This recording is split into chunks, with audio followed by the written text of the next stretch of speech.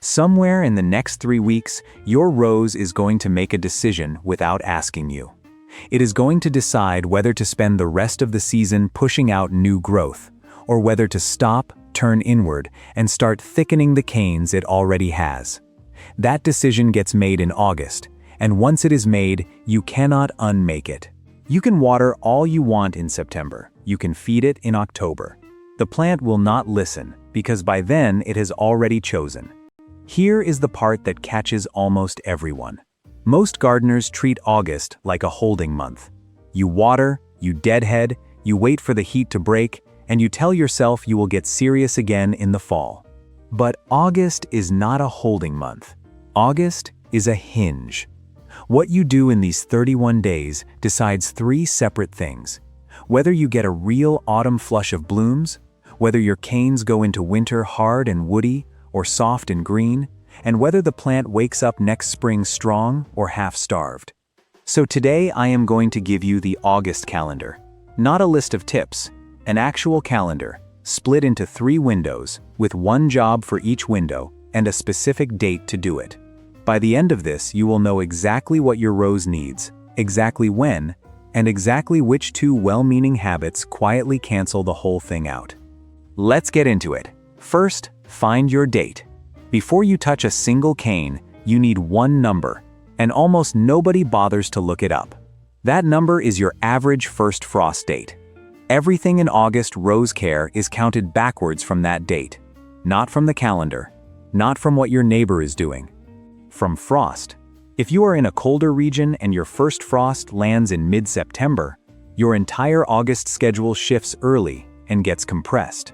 If you are in a mild zone where frost does not arrive until November, or does not arrive at all, your window is wide open and your best blooming is still ahead of you. 2 people can follow identical advice on the same day, and one of them ends up with a rose full of soft, frost-blackened growth, purely because they never checked. Go look it up now. Search your postcode or zip code and the words, average first frost. Write the date down. Everything from here on refers back to it. Quick one if you actually want a step-by-step guide for all this. Maybe your plant's struggling, or you just can't get it to bloom. I put every fix into 1 cheat sheet. You get everything in my Plant Fix and Bloom cheat sheet. It's the first link in the description. Let's continue. Window 1, the first 10 days of August. The job in the first stretch of August is not growth, it is damage control, and specifically it is protecting leaves. Here is why that matters more than it sounds. A rose survives winter on stored carbohydrate in its roots and canes, and it builds that store in late summer and early autumn using its leaves. Leaves are the factory. A rose that loses its foliage in August has essentially shut the factory down before the year's most important production run. It will still look fine to you in September. It will look terrible next May. So walk out and actually inspect the plant, not a glance from the path. Get down and turn some leaves over. You are looking for 2 things. The first is black spot, which typically explodes in August after a run of humid nights and summer rain. You will see dark blotches with feathery, irregular edges on the lower leaves first, then yellowing around them, then leaf drop that creeps upward. The single most useful thing you can do about it is not spraying. It is picking up. Every infected leaf that falls to the soil becomes a launch pad, and the next time water splashes off that soil, it throws spores right back up onto the plant.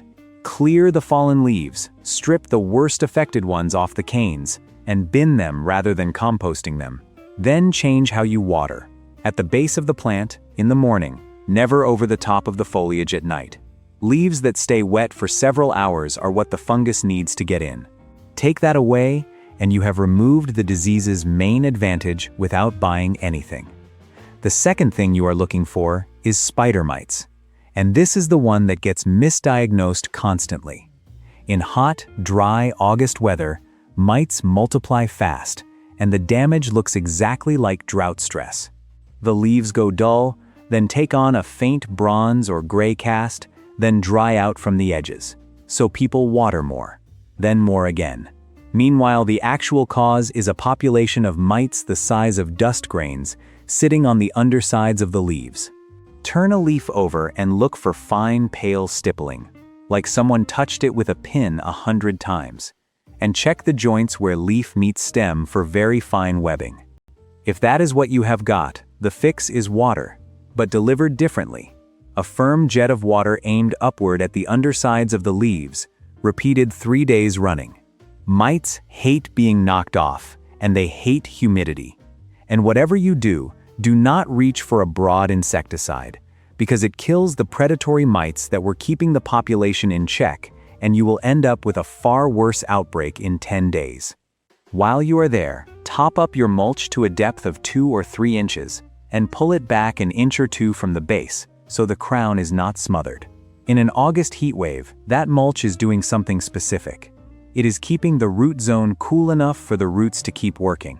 Soil that gets too hot slows root function down, which is often the real reason a well-watered rose still looks like it is wilting at 4 in the afternoon. One last thing for this window.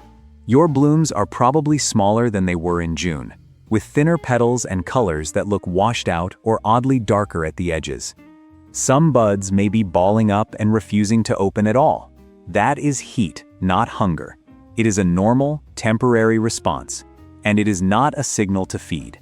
I will come back to why that matters in a moment. Window 2. The cut and the final feed. Now count backwards. Find the point about 8 weeks before your first frost date. In most temperate gardens, that lands somewhere in the middle of August, and it is the single most valuable date in your rose year that nobody talks about. This is when you do the light summer cutback.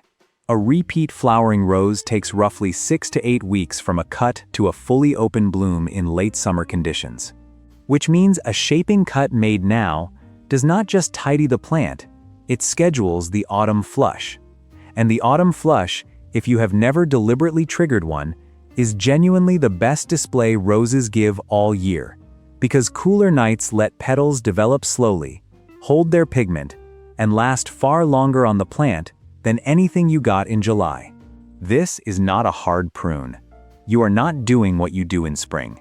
You are taking somewhere between 1/5 and 1/3 off the top of the plant, cutting each stem back to just above an outward-facing leaf with 5 leaflets rather than 3. 5 leaflet leaves have the strong buds behind them, and cutting to an outward-facing one sends the new stem away from the middle of the bush rather than into it, which keeps air moving through the center and makes disease less likely for the rest of the season. While you are in there, take out anything dead, anything crossing and rubbing, and any thin, whippy growth that will never carry a flower. Then, in the same week, give the plant its last real feed of the year. That timing is not arbitrary. Nitrogen tells a rose to grow, and new growth is soft, water-filled, and utterly defenseless against frost. Feed too late, and you are personally instructing your plant to produce tissue that will be killed within weeks, at the exact moment it should have been hardening off instead. Feed too early, or skip it, and there is nothing in the tank to power the flush you just scheduled. Somewhere around 6 to 8 weeks ahead of frost is the crossing point, where you get the blooms and still leave enough time for the wood to firm up. 2 details make the difference between this working and doing nothing at all. Water the plant deeply the day before you feed, because fertilizer applied to dry soil concentrates around roots that are already stressed and can scorch them. And put the feed on the soil, not the leaves. Foliar feeding in high summer heat is a reliable way to burn foliage, and we have just spent the whole first window trying to protect it. Window 3, the last 10 days. The final stretch of August has one job, and it is the one that feels most wrong. You begin taking things away. Stop feeding. Completely. No nitrogen, no balanced feed, no last little handful because the plant looked hungry. The growing conversation is over. Then, around 3 to 4 weeks before your frost date, stop deadheading. This is the instruction that makes people uncomfortable, because deadheading has been drilled into us as the thing that keeps roses blooming. And it does, all summer. But the mechanism is worth understanding. When you remove a spent flower, you are removing the plant's chance to make seed, so it tries again and pushes another bloom. Keep doing that into late season, and you are keeping the plant in growth mode right when it needs to be shutting down. Leave the last flowers on. Let them fade and swell into hips, those round orange-red fruits. Hip formation is the plant's own signal that the reproductive cycle is finished, and it is time to move resources into the roots and harden the canes. It is the closest thing a rose has to a switch, and it costs you nothing to flip it. You get a bonus too, because the hips look genuinely beautiful into winter, and they feed birds. Watering changes shape as well. Fewer sessions, more water each time. A long, slow soak that reaches deep, rather than a daily sprinkle that keeps roots shallow and lazy right when you want them going down. If your roses are in pots, ignore that and keep checking daily, because a container in August dries out faster than any advice can account for. The 2 habits that undo all of it. The first is feeding a heat-stressed rose. Blooms shrink in August, and the instinct is to reach for fertilizer, because small blooms feel like hunger. They are not. They are a plant conserving itself in high temperatures, and dumping nitrogen on it forces growth. It does not have the water or root capacity to support. You end up with soft, floppy, pest-attracting stems, and often salt buildup in dry soil on top of it. If the blooms look poor in a heat wave, the correct response is water and shade, not food. The second is the September panic prune.